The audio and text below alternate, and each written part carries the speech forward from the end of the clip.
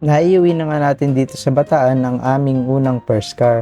Kaya ngayon, palitan na natin ang mga need nating palitan sa kanya. Tapos na nga natin palitan ang transmission oil niya. Kaya ngayon, sa unang full tank, maglalagay tayo nitong fuel additives para malinis ang fuel system niya. Para saan nga ba itong fuel additives? Sabi ni Google, nakakatulong daw ito pang linis ng mga injectors, carburetors, mga valves at combustion chamber. Nakakatulong din ito para mag-eliminate ng carbon deposit na naiiwan sa makina natin. Kaya maglalagay tayo ng ganito kasi second hand na natin nabili itong sasakyan. Saka syempre, kamukha na rin natin si Dingdong Dantes.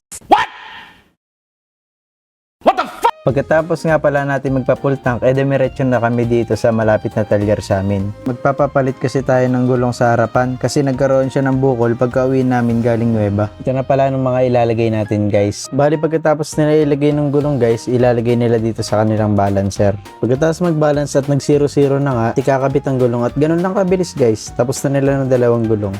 A few moments later. At habang naghihintay tayo dito ay palitan na natin tong cabin light natin. Hindi kasi nagana tong cabin light ni Iona, baka pundi na siya. Kaya umorder na agad ako sa online at sakto naman nakararating lang kaya ilagay na natin. Madali nga lang ikabit to guys. Gagamit ka lang ng card at itususok dito sa maliit na uka na to at mabubuksan mo na tong cabin light. Pagkabukas, makikita mo agad ang bumbilya niya. Uugutin mo lang yan para matanggal. Tapos yan, palitan na natin siya ng LED para mas maliwanag na rin ang ilaw natin sa loob. Pwede lang natin. Makita niyo. Yan, door lang natin. Pag binuksan ang pinto. Siya. Pila. Ikabit lang natin tong takip ng cabin light. Tapos yun, goods na yun guys. Hindi na nga rin natin matiis na hindi magkalikot. Kaya pati itong park light ay kakabit na rin natin. Sa pagkakabit ng park light ay tatanggalin mo lang itong bilog na to. Tapos tatanggalin mo itong sakit ng headlight para makuha ng park light.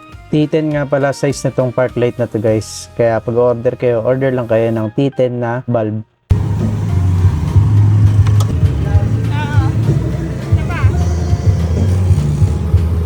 Ganun lang din naman gagawin natin sa kabila. Tatanggalin lang din natin yan. Tapos yan.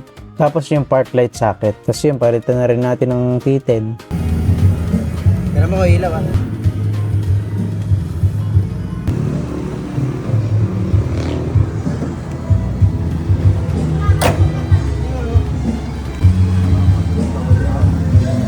Park light lang yan. Ito ang park light guys. Para kanina.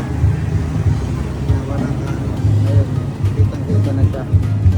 Ito yun guys, dito na magtatapos ang ating video. Salamat sa panonood.